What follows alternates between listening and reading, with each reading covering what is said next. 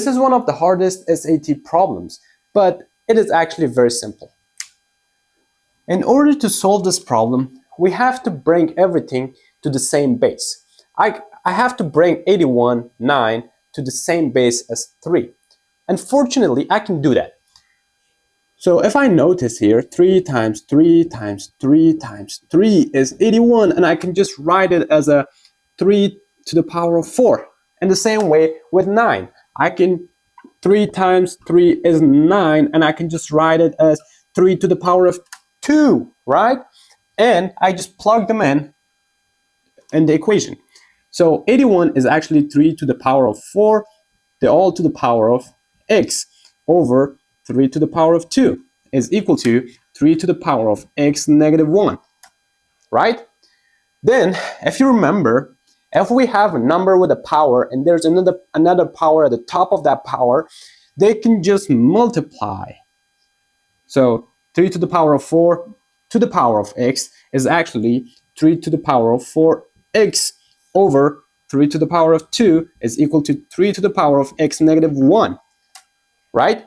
And now what I can do is I can just move 3 to the power of 2 from denominator to numerator.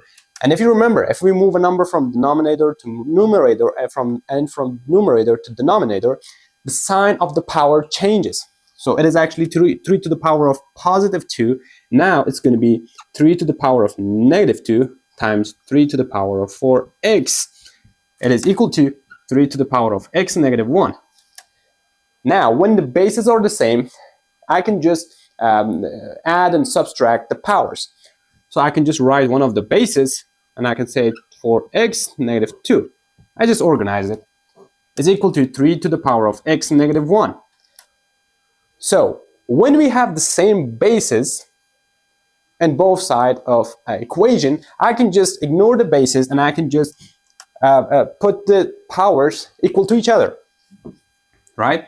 So 4x negative 2 is equal to x negative 1, right?